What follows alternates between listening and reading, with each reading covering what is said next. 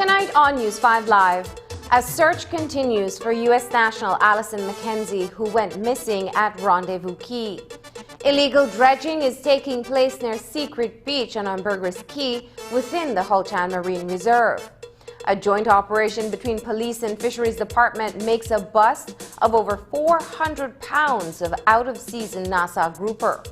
The price of premium soars dangerously close to the $11 mark. A resident of Arlington Drive is shot a stone's throw away from his home, and proponents of the controversial Equal Opportunities Bill explain what the draft legislation is not about. Details of these stories and more coming up in tonight's newscast. No tricks, no illusions. This smart SIM is all you need to make the switch to your full-service telecom provider. Smart. No need to purchase a new device. Just swap your DigiSIM and join the smart network. You'll enjoy the best rates on calls, text, and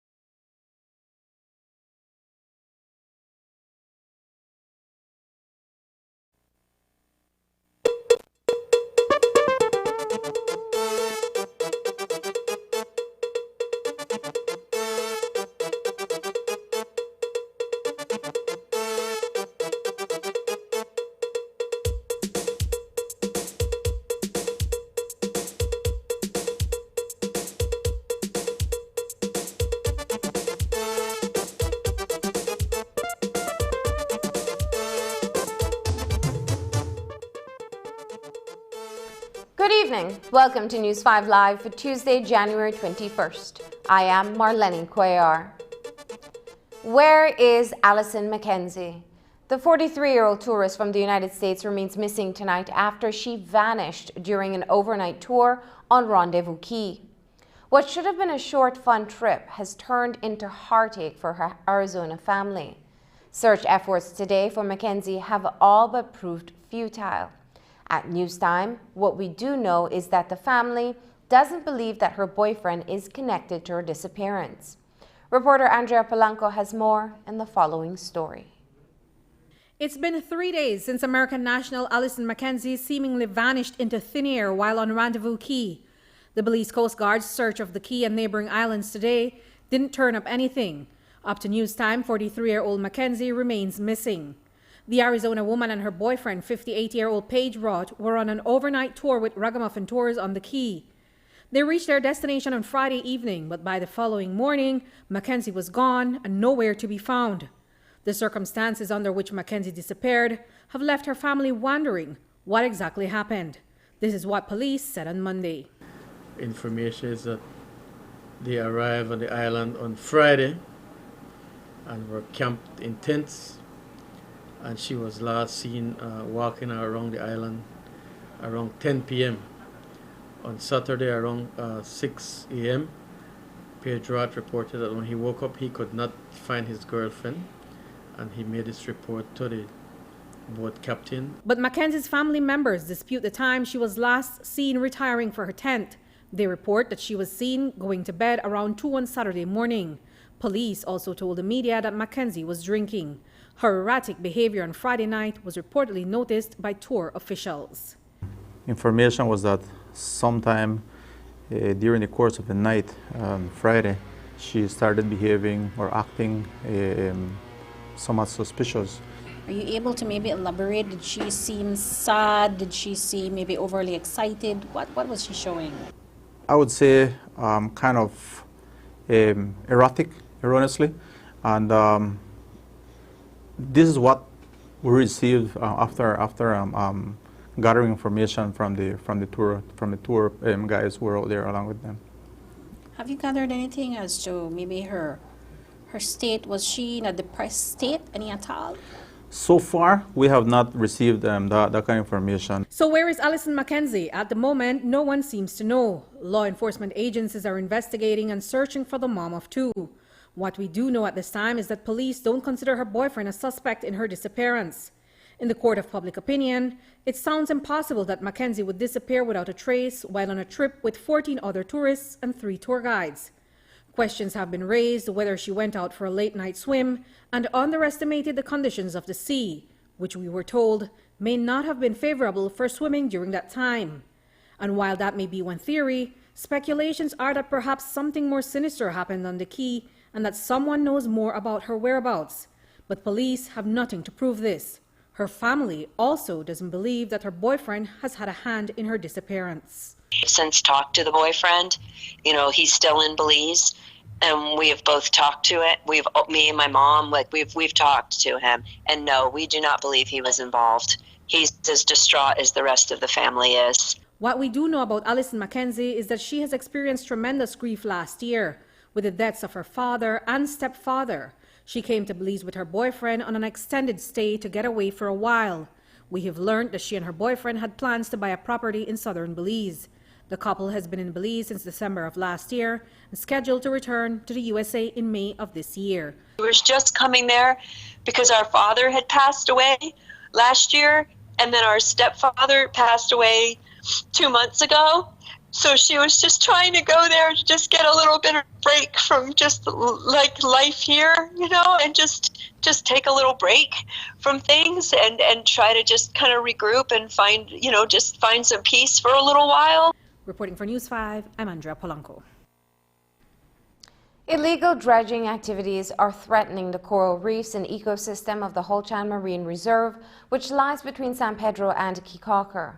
News 5 has received a number of documents that the illegal activities have continued unimpeded, and that in a number of instances the go-ahead has not been approved by the relevant authority, which is the mining unit. In other instances, the local authorities have issued permits.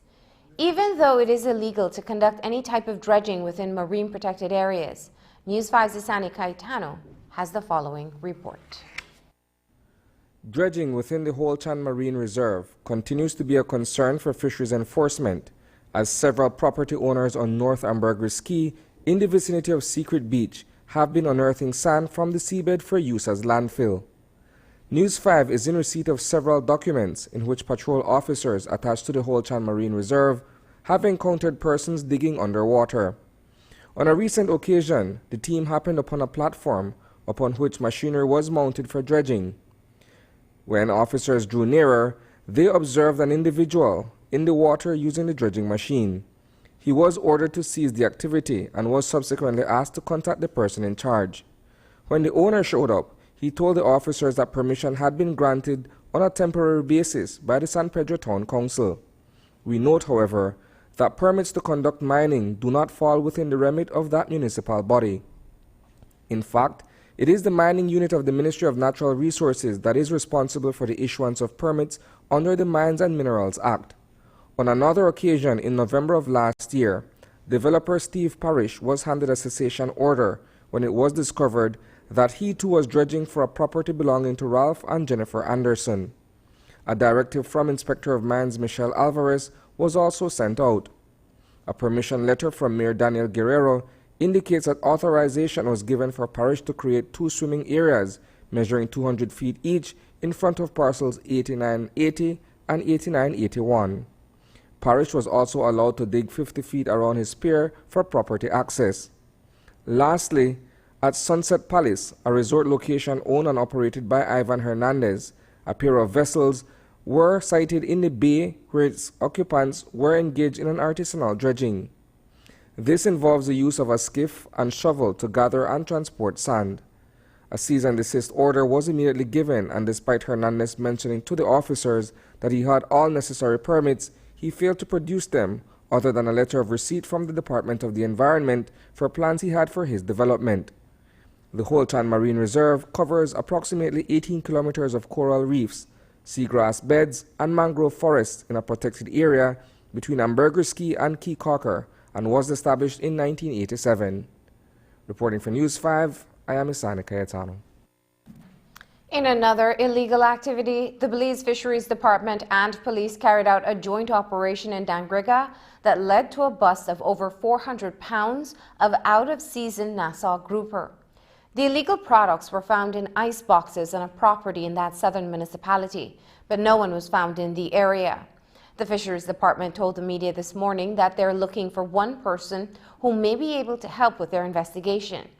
If charges are to be levied, the person or persons responsible may be looking at close to $4,000 in fines and penalties.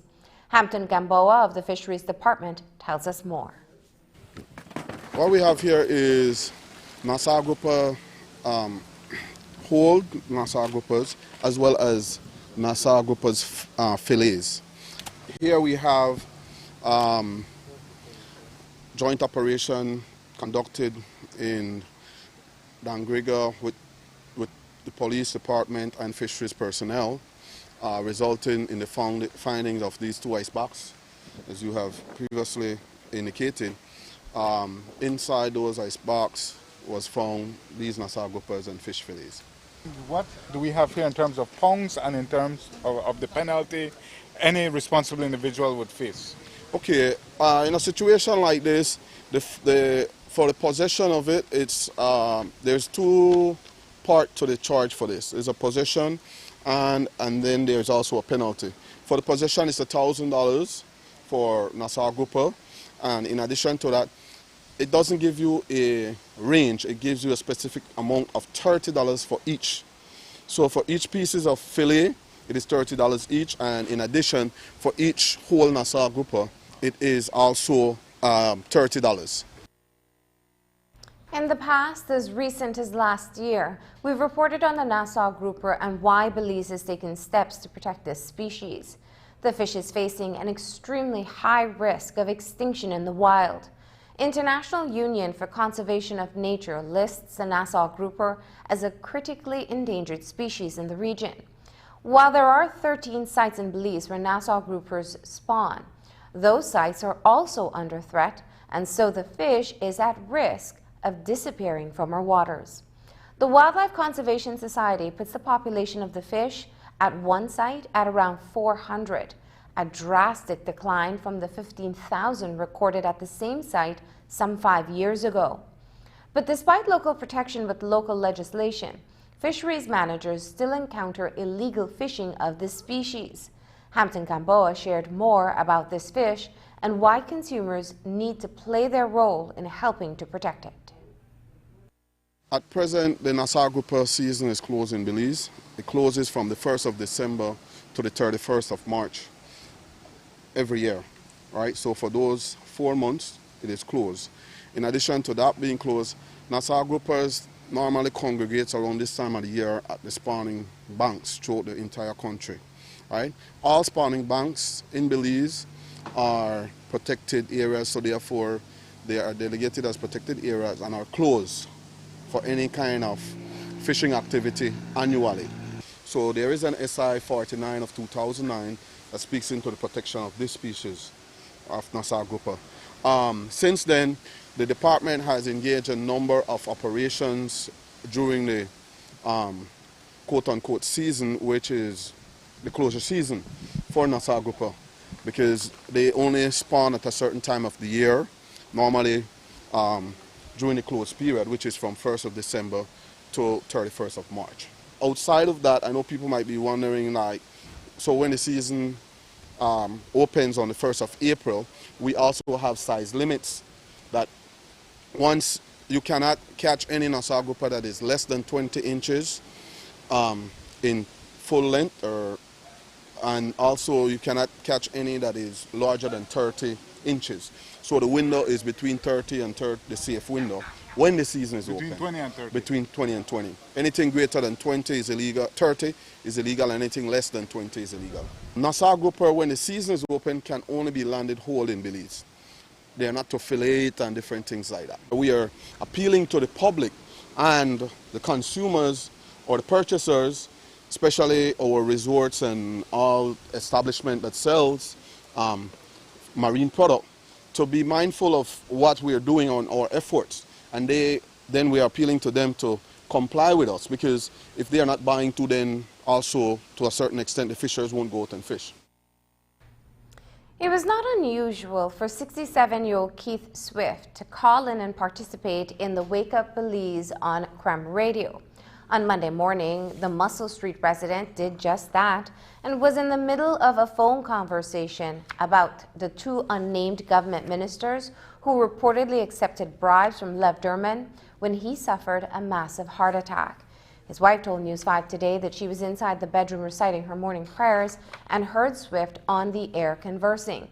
It was when she no longer heard him talking and instead heard what sounded to her like gurgling that she left her supplications and went to check on him. That's when she observed that he was motionless in his chair with the phone still clutched inside his palm. She attempted desperately to revive her husband to no avail. Swift went into cardiac arrest and passed away on air. It is a most unusual incident, the first of its kind during a live broadcast. Swift lived in the United States for many years, where he worked as a technician before returning to Belize 20 years ago. Daryl Duran was targeted by a lone gunman on Monday night as he walked along Arlington Drive in Belize City. Sometime before 8 o'clock, police were called to the KHMH where they saw Duran suffering from a gunshot wound to the left upper hand. It is not clear what led to the armed assault. We understand, however, that Duran may have aggressed his attacker prior to the shooting. He remains in a stable condition at the Carl Hushner Memorial Hospital. A police investigation is ongoing. Coming up, the price of premium gas goes up.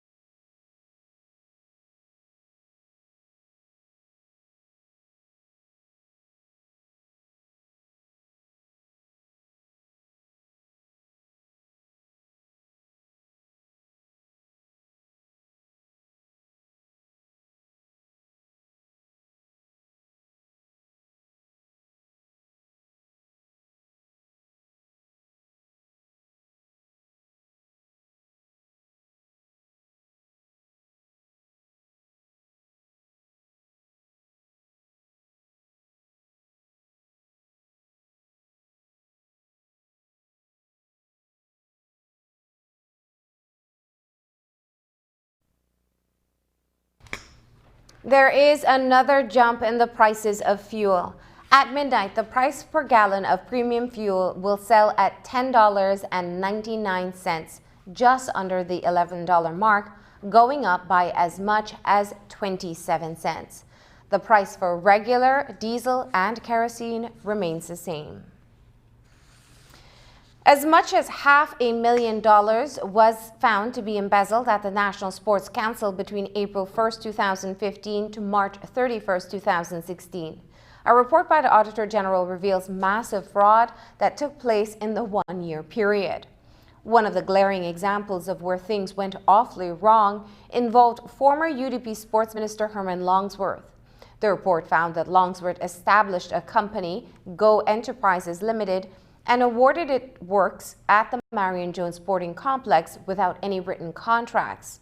This all happened under the watch of former acting sports director Patrick Henry, whose name appears several times in the audit for questionable money transactions in tens of thousands of dollars. The report has been reviewed by Commissioner of Police Chester Williams, who has appointed an investigator to deal with the matter, and charges are expected to follow after advice from the Director of Public Prosecution is received. Attorney General says that Williams should do exactly what the Prime Minister said in the House on Friday and allow the chips to fall where they may. I have already tasked a senior investigator, and that senior investigator will be the one to carry through that investigation. We're going to put together relevant evidence, and then we'll send it to the Director of Public Prosecution for her determination. I have received an electronic copy of it, and I have gone through it briefly, and I've seen for myself some degree of criminal implication on the part of some persons. And so we will ensure that our investigation is centered around those persons who are implicated in the Auditor's General report as having committed some criminal act. And once we have put together our file, then it will go to the DPP for her further guidance. I will say, do what the Prime Minister says, send it to the police and see what they come up with. No matter what I would say at this point, it will be taking us prejudicing what I think the police need to look at before they make their decision. So let them decide. If they see something, then let the chips fall where they may. The Julian Cho Technical High School also finds itself in a quagmire as the secondary institution continues to operate without a principal. To make matters worse, former principal Dr. Simeon Koch and several other members of staff have been named in the Auditor General's report, following a review of the financial accounts, that is, of the high school from April 2014 to September 2016. It is found that a number of questionable transactions took place under Dr. Koch's administration, resulting in over $2 million in contracts being awarded to teachers. At Friday's House meeting, Toledo West Area Representative Oscar Requena spoke of a lack of leadership at Julian Cho, amid the notion that an equally sketchy replacement for Dr. Koch is being contemplated. They did interviews, and my understanding is that Dr. Arzu was in line to take up the principalship of the school. However, the board did not follow through with that recommendation, and again, the matter came to a stalemate. We are today where we have another temporary principal has been appointed, temporary, holding over until we understand that they want to import somebody from Orange Walk. They want to import somebody from Orange Walk to come and run Julian Cho Technical High School. But I want to caution, Mr. Speaker, that the residents and the people of Toledo are going to be watching this one very, very, very carefully. Very, very carefully, because if our information is right, I can tell you that Julian Cho Technical High School, Mr. Speaker, under the administration of the former principal, Simeon Koch, has been faced with many, many irregularities and abuse of school finances and resources. And I will tell you, Mr. Speaker, that this one we are going to watch even closer, because we're hearing they want to bring somebody from Orange Walk who has also been involved in questionable activities. You want to know? You want to know? Somebody will put water board monies in their own personal account. According to Rekenya, a teacher was awarded a contract for $1.3 million to build classrooms at Julian Cho. The quality of work, he says, was well below standard, and yet that teacher was awarded another contract. The community, Mr. Speaker, are concerned about the many contracts, the millions of dollars that have been wasted on school contracts, Mr. Speaker. You know, over the years, Julian Cho, the institution has grown, and we have seen where additional buildings have been put in place. But what the community does not approve of, whilst they welcome, you know, the new buildings and, you know, making it more comfortable for the students to have a good learning environment, what they are very concerned about, Mr. Speaker, is that over $2.3 million have been awarded to teachers and persons associated with the school. Mr. Speaker, I'll give you an example. One teacher was awarded school contract to the tune of $1.3 million. $1.3 million to construct schools at Huliachok Technical High School. He's a teacher, and I can call his name. Francisco Recinos. This is how bad it gets at this institution. Mr. Speaker, the first contract he got, was to build the top of a building that was already there. The job was poorly done. That when the students went into the classroom and they swept the classrooms, the amount of dust that was there, they had to go back and redo the job, spending additional money. But that did not stop there. You would have thought that given the nature of the poor workmanship that was done, that this individual would no longer get any other contracts. You know what?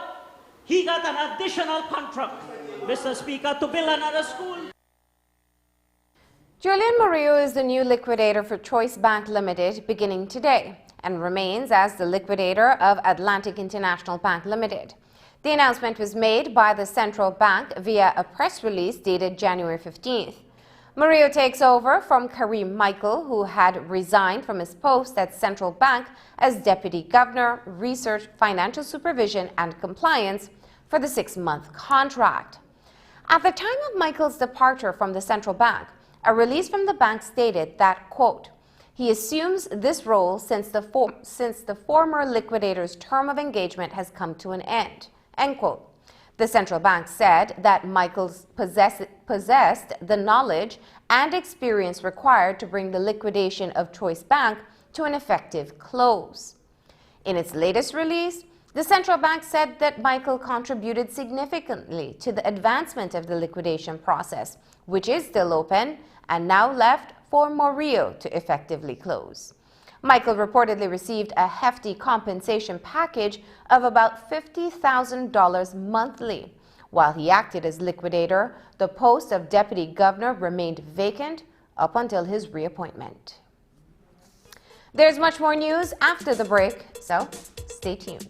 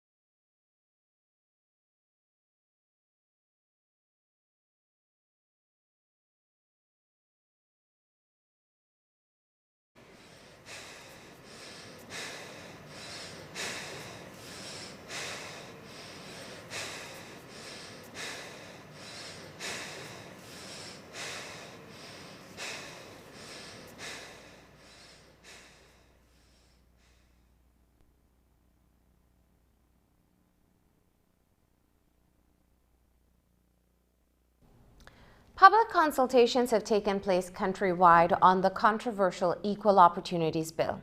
This morning, the media gathered at the Radisson Fort George in Belize City at the invitation of the National AIDS Commission, the Office of the Special Envoy for Women and Children, the Attorney General's Ministry, and the Ministry of Human Development, Social Transformation, and Poverty Alleviation. The session was held to enhance understanding of the fundamental issues of the bill that have been misrepresented.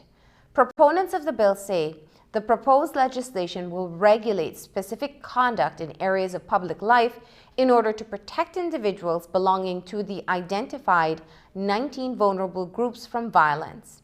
Once enacted, it is expected that the law will improve the lives of Belizeans without discrimination. Special Envoy Kim Simplis Barrow spoke about what the bill is not about. This bill is not about establishing the crime of hate speech.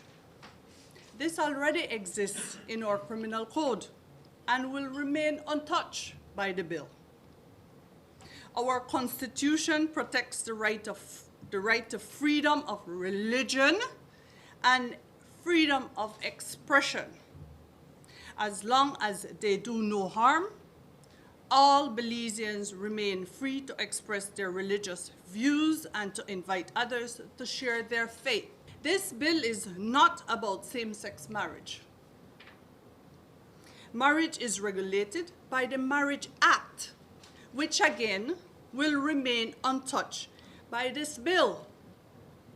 In Belize, the institution of marriage is only currently understood to be a union between a man and a woman.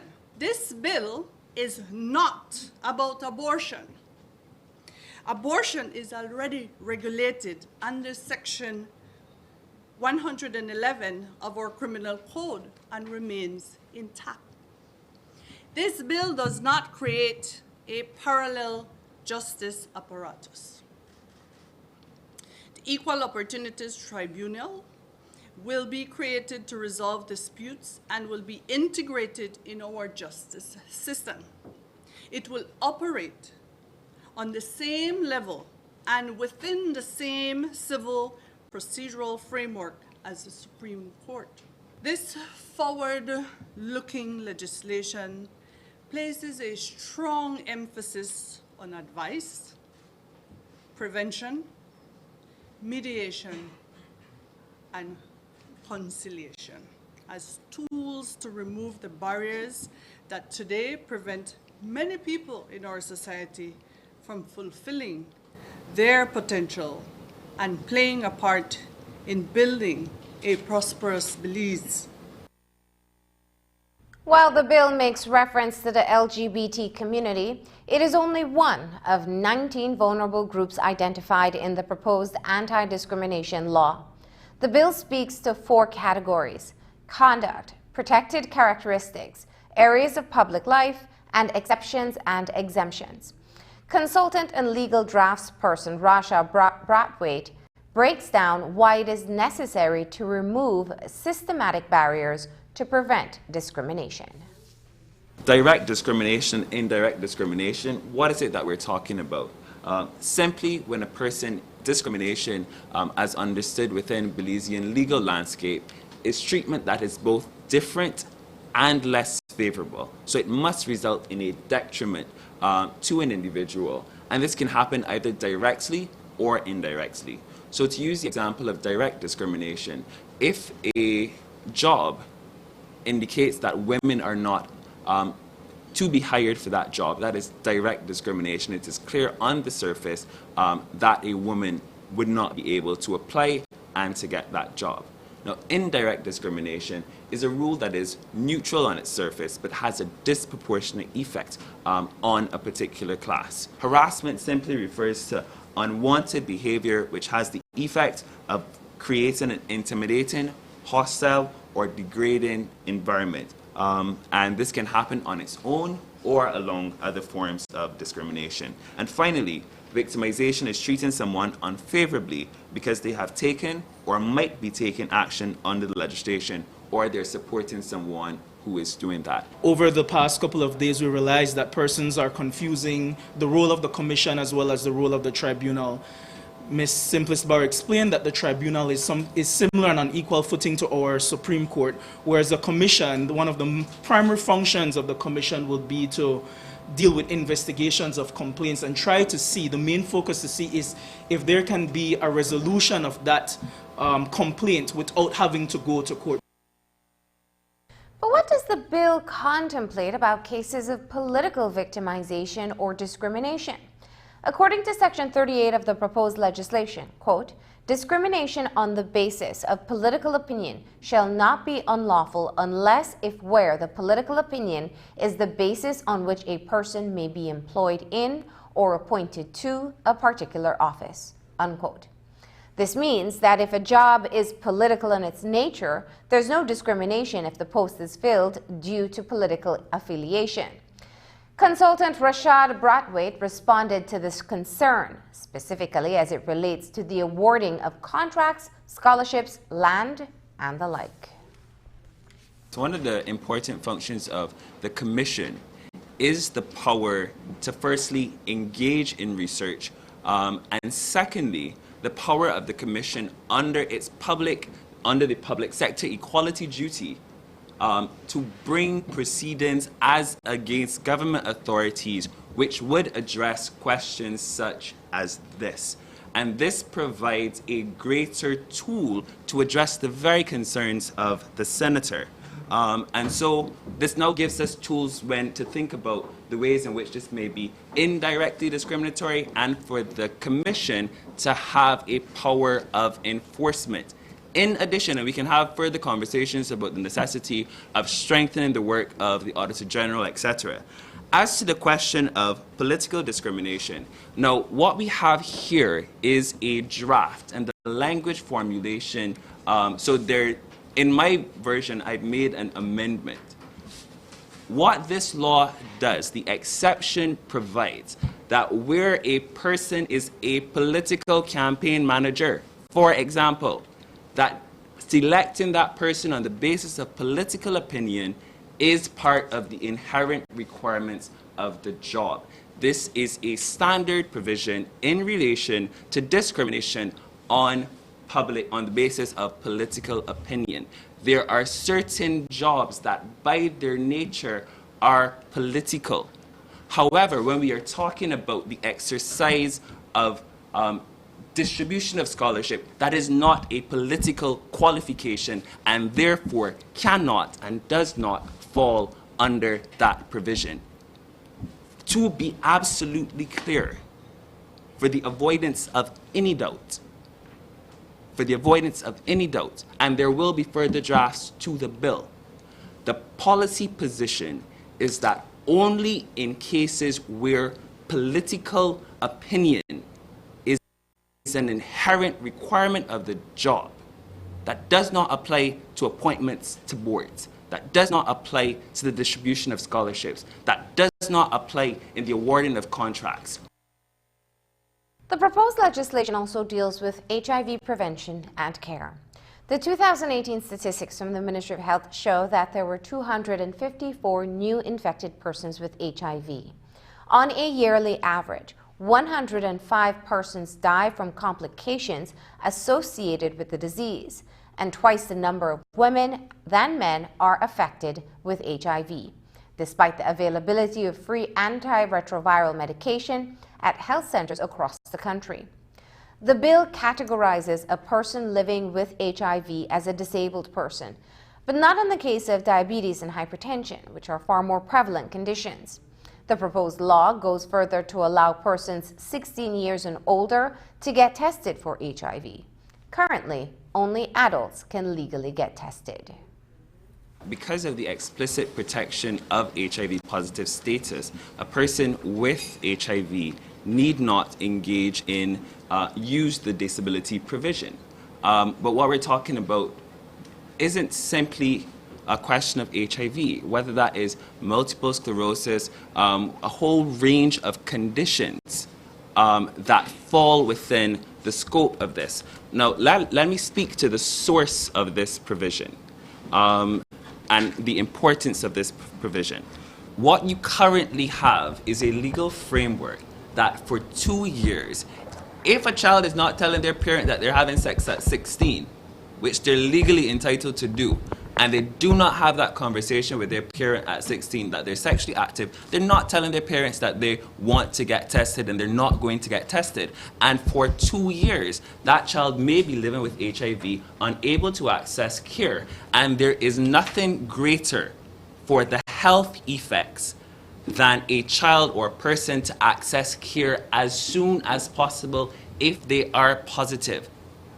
This will save lives. This will improve quality of lives. Now, parents can continue to have conversations with their children about sex and issues of access, etc. If you have that relationship with your child, because they're 18-year-olds and 20-year-olds who, when they go get tested, they go with their parents and they go with adults who they feel comfortable, even though there's no legal obligation. We cannot, and the law cannot mandate relationships of comfort with parents. So where it is that you have access, you can legally consent to sex at the age of 16, for 2 years, the law places these children in jeopardy. We are playing Russian roulette with children's lives. And therefore, globally, UNAIDS, PAHO, World Health Organization recognize that where the age of consent is equalized with the age of sexual consent, A, you have more testing, and B, the prevalence is down. I think any parent would want that their child not be exposed to HIV, or if they are exposed, that they're able to access health care and to live a full and productive life. When we come back, the Ministry of Health says it is monitoring the new Chinese coronavirus.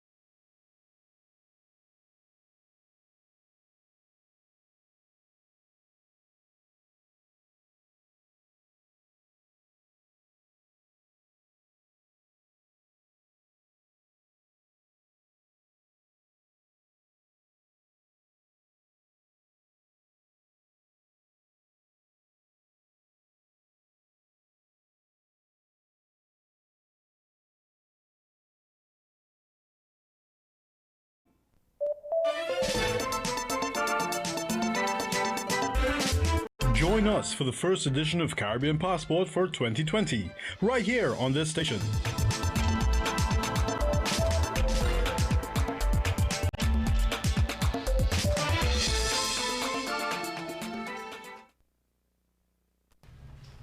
There is a report tonight that Consul General in New York, Herman Longsworth, is heading back home abruptly and has been fired.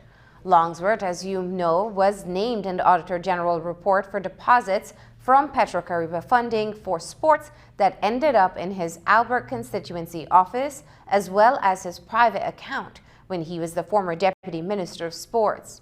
He also established the company Go Enterprises and awarded work without contracts at the Marion Jones Stadium.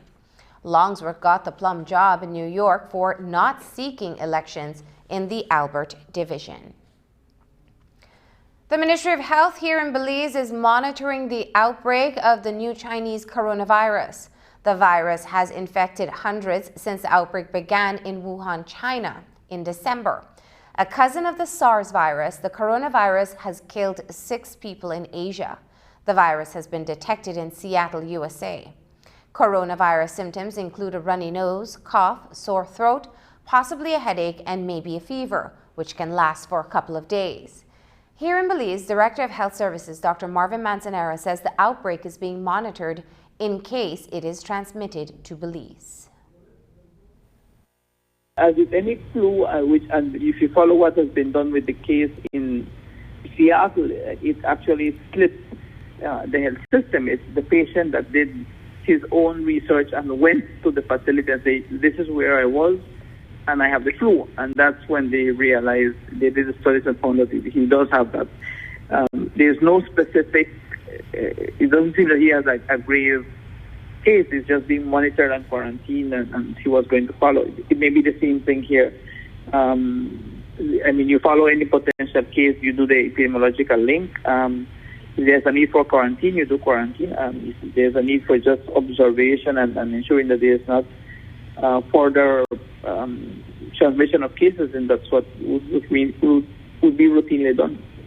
No, I think we just need to be on the alert. We can't be misguided by information that tends to sometimes be falsely spread, and we did say that we're in the middle of the flu season, so the same mechanisms that you enact to prevent cases of flu is the same thing that would be happening in the case of any coronavirus infection. So I think people need to be cautious in terms of further spread, which is the basic hand washing, avoid touching your face.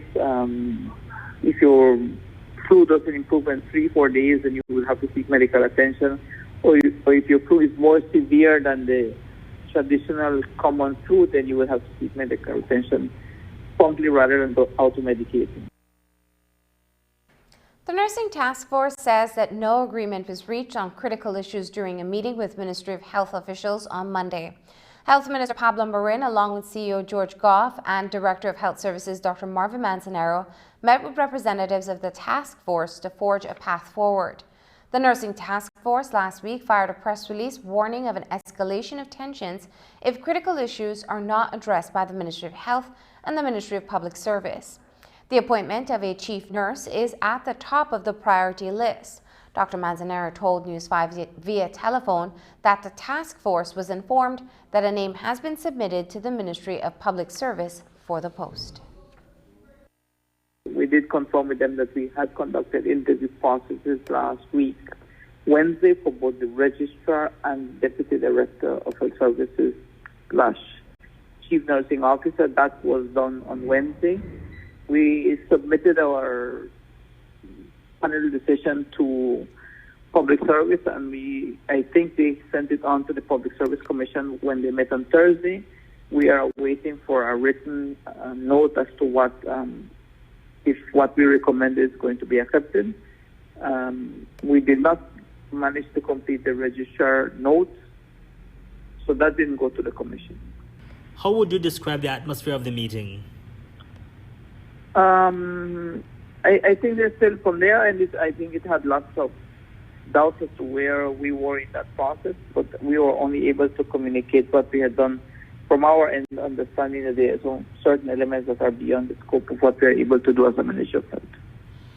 In its press release, the task force had mentioned that they would want the meeting in order to avoid any further tension.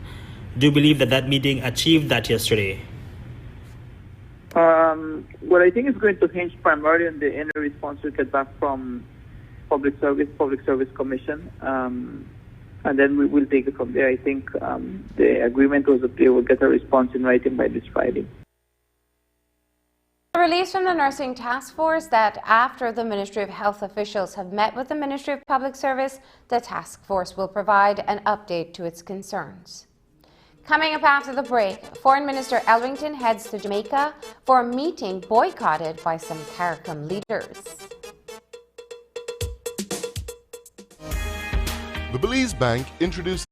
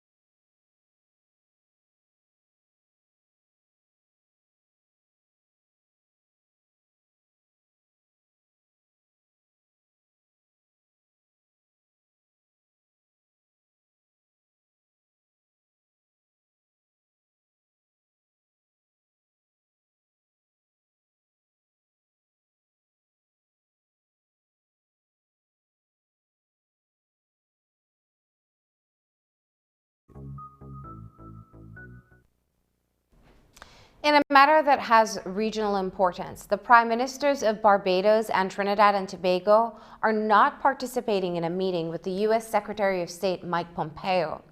Pompeo arrived this evening in Kingston, Jamaica. The meeting has caused a rift in CARICOM because not all leaders were invited, and discussions are expected to involve Venezuela's political crisis. As you know, a number of CARICOM states have benefited significantly from the Petrocaribe initiative. Some of the leaders see the meeting as a departure from formal talks with the U.S. In fact, PM Mia Mottley from Barbados, who's also the CARICOM chair, has said the meeting is an attempt to divide the region, sentiments that were echoed by Trinidad and Tobago. Belize's Foreign Minister Wilfred Elwington is heading to Kingston to be at the meeting along with leaders from the Bahamas, the Dominican Republic, Haiti, St. Kitts and Nevis, and St. Lucia. Last year, Jamaica, Bahamas, St. Lucia, Haiti, and Dominica privately met President Trump at his Mar-a-Lago resort. Trump promised investment aid in exchange for support of U.S. interests. Turning to Monday's Senate sitting, aside from debate on the new Contractor General and the Caracol Road expansion, 2 resolutions were passed. The first authorizes the accession by Belize to the Caribbean Agricultural Health and Food Safety Agency. The purpose is to establish an effective regime of sanitary and phytosanitary measures in line with the management and operations of national agriculture health and food safety systems. Through the agency, Belize is expected to receive support for food safety systems. Speaking on the motion was PUP Senator Dr. Louis Abonnet, who expressed the need for this type of mechanism. We've heard on many occasions, Mr. President, that we go to the store and you have expired goods on the shelves. And if the public is not fully aware or they might be in dire need of food, then they might overlook these issues of the expiration of food. There's also the issue of the nutritional content of the foods that we sell. We must look at that very, very closely. We have the ramen noodle situation with many of the our people in lower income brackets. And we must be able to do better for our people, Mr. President, in terms of having import substitution programs that will promote our own products, our own fresh, healthy fruits and vegetables being sold instead of having these products being imported. So I would like to suggest an idea, Mr. President, that we create a hotline so that our people can call in when they see these situations arising in different stores, because that is where we get caught. You know, you go and you buy rice or beans and you have weevils in there and that sort of thing. It's common for the people who have to subject themselves to this kind of situation when they go to the stores. So maybe a hotline where people can call in anonymously and report that we're having this kind of situation would hopefully improve the health of our people, the quality of food that our people are consuming. Because, in fact, what we eat is really what we are. The second resolution that was passed dealt with the Ministry of Education, Youth and Sports. The Senate ratified the agreement establishing the Caribbean Community Accreditation Agency for Training and Education. The agency is to promote and develop an efficient tertiary education and training system in the country. Through the widening of access to quality tertiary education and training, it is expected that the enhancement and acceleration of economic and social development would be achieved.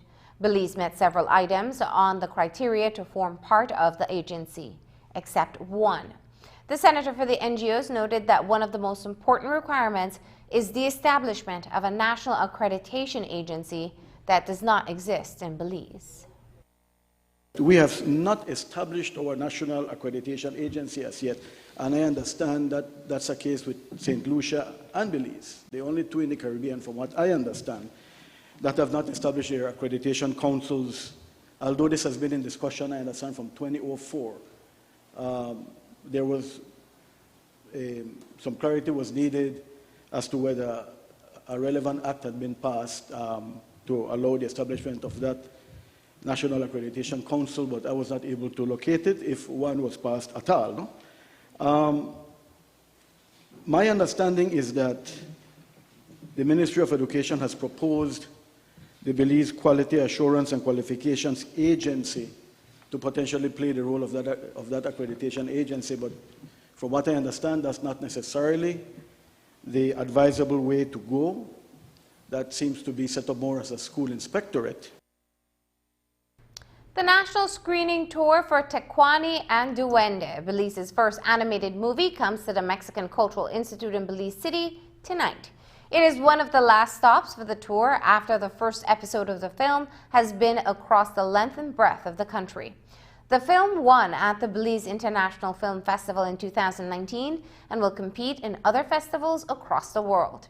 Writer, producer, and director Lee McLaughlin spoke to News 5 about the success so far.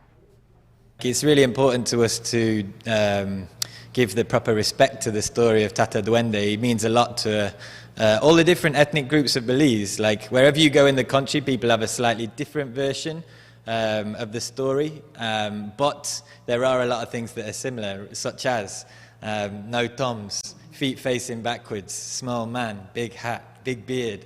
And so wherever we've been, people have always been pointing these out. But we also try to work with local storytellers. So where we've been doing screenings, we've been inviting local storytellers to come and tell the crowd their version of the story of Tata Duende first, and then we show what's basically our version of the story in well, it's a more detailed story than just about Duende, but yeah, different versions. Now, the piece won for Belize International Film Festival last year, 2019. Talk to us about where it's going from here. Yeah, we were really grateful to the film festival for the recognition for that. The music video, Raise My Voice, also won an award. That was by Theodore Spain, performed by Nicole Craig. But yeah, next steps for us is we want to make more episodes in this series. This is a longer story than this film.